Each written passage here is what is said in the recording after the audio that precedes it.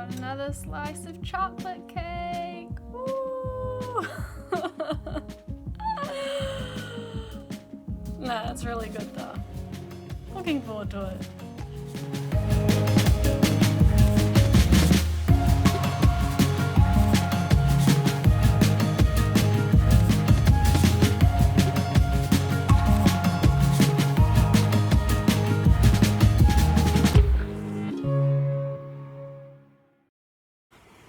So this week I returned to graduate school after almost a year off. In December last year I decided to take a leave of absence to focus on my recovery because I had a really bad relapse into anorexia, and in addition to that I didn't really enjoy the program of study, so I've had about a year off now to focus on recovery, and I just started in a new PhD program which I'm really excited about. The project is really interesting and I have a great lab. Any transition period can be really hard, and definitely for me in the past they have been really good opportunities for anorexia to creep back into my life with promises of control and calming my feelings from anxiety and all that sort of thing that in the long term is really not gonna help me. This week I thought I would talk a little bit about the strategies that I'm using to help me as I transition back into full-time study, and I think these strategies are probably relevant for people transitioning back into full-time work as well, because the PhD program is basically like a full-time job. I think it's really important for me to have different tools that I can use and skills that are going to help me make this transition. Falling back into old habits is not an option. So I've also written a blog post about this, and I'll put the link below if you want to read instead. Most critical is making sure that I eat regularly. So in my calendar I'm blocking out times in the day to eat lunch. In particular, breakfast I can have at home and dinner at home, but I definitely need to have lunch and I also need to have snacks. So blocking out time in my calendar for that is really important, because in the past I would get busy and then there's no time to eat. Well, that's crap. Still have to eat, and being busy is not an excuse. And also I think it's important that it doesn't matter what other people are doing. Like this week I've been eating lunch. I don't necessarily see other people eating lunch, and that's none of my concern. Like, all I need to care about is what I'm doing, and I know that I absolutely cannot skip meals or eat less than I need to, because as soon as I get into an energy deficit it will just trigger that anorexia part of my brain and make eating regularly, sticking to my food routine the next day much harder. So I have to make sure I eat. And someone also suggested on my blog about using an hourglass, actually in terms of relaxation, but I have an hourglass in my closet at home, and I'm going to pull it out and I'm going to take it to my desk at university and have it there and flip it over to remind myself to eat my snacks and take breaks. You could also use a timer on your phone, but I feel I don't want to annoy people with the timer going off, and I also don't really like having my phone out all the time, because then I get really easily distracted. So the hourglass is a really good idea, I think. So in addition to blocking out time to eat, it's really important to have enough food to eat. So I plan my meals, like I plan my lunch the day before and make it so that it's ready to go the next day, because I get quite rushed in the morning. There are all these perfect little opportunities for anorexia to grasp, and like being rushed in the morning, oh, I don't have time to grab lunch. No.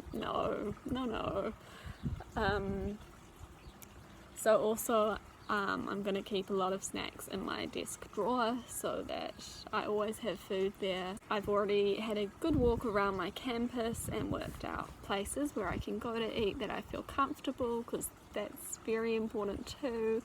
I'm lucky that I can also just eat at my desk, but there are also tables outside and inside where I can go, and there are usually spots available, so that's very helpful, because not all universities are like that, to be honest. What's also really important is to set a cap on how much I'm moving, because as I said before, as soon as I get into an energy deficit, then anorexia immediately pipes up. Sometimes I'll think, oh, I could walk to campus today, but actually that's not a good idea. Taking the bus is the much better option for me. And I do have to move around on campus to go to different trainings and things like that, but it's just really important that I'm mindful of how much I'm walking and making sure that I'm eating enough to make up for that, which kind of leads on to my next point, which is the importance of reflection. At least once a week I'm going to make sure that I journal, and actually sitting down like this and doing a video is another form of reflection for me, and blogging as well. I'm going to make sure that I keep journaling at least once per week to honestly think about my week and the food and the exercise and how things have been going. You don't get to take time off from recovery, unfortunately. It's non-stop. Sticking to recovery, the recovery path, is easier for me now than it was at the beginning, for sure. I can't afford to become complacent. So I need to keep challenging myself, mixing up my meals, mixing up my routines, eating at different times, eating out, that sort of thing. So I want to make sure that I keep reflecting on that and continue challenging myself in recovery, which is what I've been doing this week, with continuing to have lots of cake basically every day. I don't want anorexia to have a grasp on any part of my life, because one, that's not a fun way to live, and two, if I let anorexia in just a little bit, it will take over, so it's not an option. Gotta get rid of it for good. Keeping accountable to myself through journaling is definitely important, but also checking in with someone like a therapist or a family member regularly is really important as well.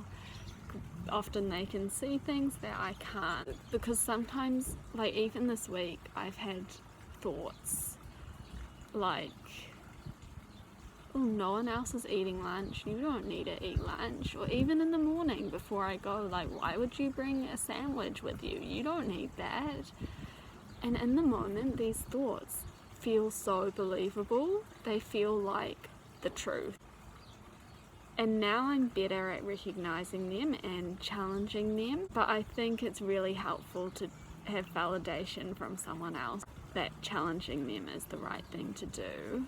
Also, for thoughts that maybe I can't identify as anorexic, it's helpful for someone else to remind me. And it's also useful because to have someone who knows my goals in recovery remind me of those regularly.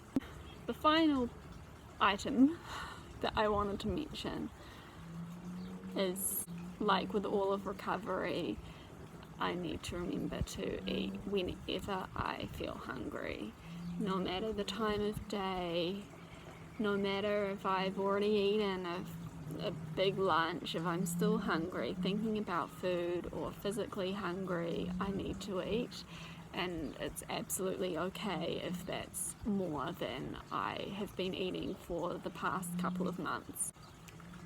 Studying, working, that uses a lot of brain power, and your brain needs energy from something, and that something is food. So I'm probably gonna need to eat more now than I was when I was working casually and spending more time at home. It's really hard to feel okay with that, and I think that's just the nature of what this illness is like. of course my thoughts instantly go to, well, if you eat more you're gonna gain weight. But that's okay. It's okay to gain weight. I remind myself of this all the time. If I gain weight, my body probably needed it. That's all there is to it, really. Eating too little is never ever okay for me, but eating more than enough is always okay, and that's always going to be the right thing for me to do. There's no too much in recovery. There's really no too much anytime. Just trying to remember that. Yeah, this first week has been pretty challenging. It's hard not to compare myself to what other people are doing, but different bodies, different paths.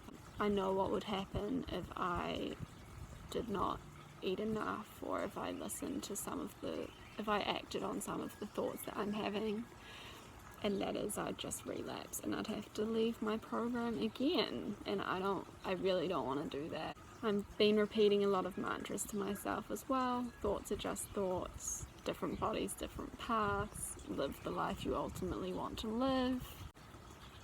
So thank you so much for watching this video. I hope it was helpful. Thank you also to the people who've commented, and please keep commenting, like, subscribe. I love hearing from you, and your suggestions are really helpful for me as well. So lots of love to you, and I'll record again next week.